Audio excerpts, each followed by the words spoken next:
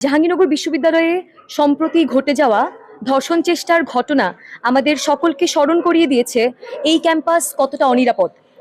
এই ঘটনার পর সুযোগ তৈরি হয়েছিল ভিকটিমের ন্যায় বিচার ও ক্যাম্পাসের নিরাপত্তা নিশ্চিতে একটা টেকসই আন্দোলন গড়ে তোলার।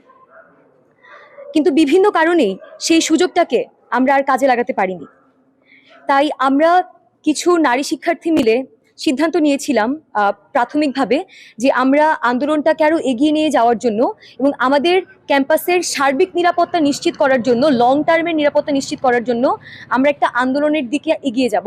এবং সেই জায়গা থেকে আমরা ক্যাম্পাসের আরো অনেক শিক্ষার্থীকে একত্রিত করার চেষ্টা করেছি। আমরা সবাই মিলে আজকে বিকাল 4টায় নতুন কলা অনুষদের নিচে বসেছিলাম। আমরা একটা সিদ্ধান্ত উপনীত হয়েছি যে আমরা কোনো দলীয় ব্যানার থেকে নয়, কোনো রাজনৈতিক এজেন্ডা থেকে নয়, শুধুমাত্র ভিকটিমের ন্যায় বিচার এনে দেওয়া এবং আমাদের ক্যাম্পাসের যে নিরাপত্তা সেইটা নিশ্চিতের দাবিতে দীর্ঘমেয়াদে কাজ করে যাব।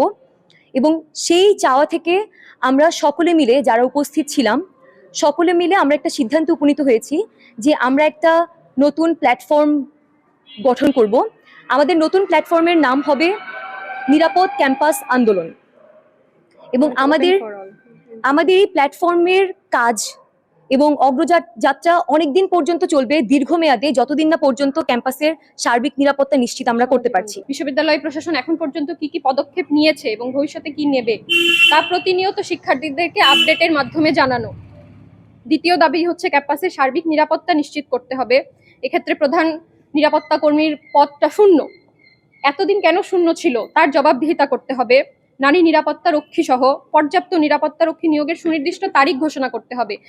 এক্ষেত্রে যে নিয়োগ বিজ্ঞপ্তি দেয় সেটা প্রশাসন কবে সেই নিয়োগ বিজ্ঞপ্তি দিবে সেটা আমাদেরকে নির্দিষ্টভাবে জানাতে হবে। এবং আমাদের আন্দোলন একদম সেই প্রত্যেকটা জবাবদিহিতা পর্যন্ত চলবে। আমরা সেই প্রজ্ঞাপন, সেই নিয়োগ বিজ্ঞপ্তি সব আমরা আমাদের সামনে প্রকাশ করতে হবে। যখন আমরা নিরাপত্তার জন্য আন্দোলন শুরু করি তখন দেখা যায় যে বিভিন্ন ধরনের রাজনৈতিক এজেন্ডা এবং রাজনৈতিক দলীয়করণ হয়ে যায়, ফলে যে মূল লক্ষ্য, আন্দোলনের মূল লক্ষ্য, সেটা থেকে সরে আসে। সেই জায়গা থেকে একটা ভ্যাকেন্সি তৈরি হয়েছিল। আমরা যে মুভমেন্ট, সেই মুভমেন্টের আর অর্থ খুঁজে পাচ্ছিলাম না।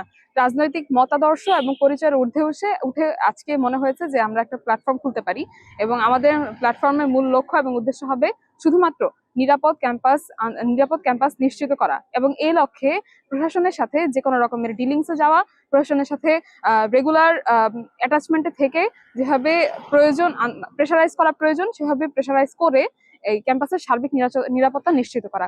এক্ষেত্রে সবাই সবার দলীয় পরিচয়কে সামনে রেখেই একজন ক্যাম্পাসে অধ্যয়নরত শিক্ষার্থী হিসেবে এই আন্দোলনে যুক্ত হতে পারে। এবং this platform is open for individuals. সবাই সবার রাজনৈতিক পরিচয়কে সাথে নিয়েই এই প্ল্যাটফর্মে যুক্ত হতে পারবে। আমরা আশা করব নিরাপদ ক্যাম্পাস গঠনের ক্ষেত্রে এই আন্দোলন একটা দীর্ঘমেয়াদী চেষ্টা হবে। আমাদের প্ল্যান হচ্ছে এটাকে সামাজিক আন্দোলনের রূপ দেয়া এবং প্রত্যেকটা স্পেকট্রামের মানুষ এখানে যাতে যুক্ত হয় সেই লক্ষ্যে কাজ করা।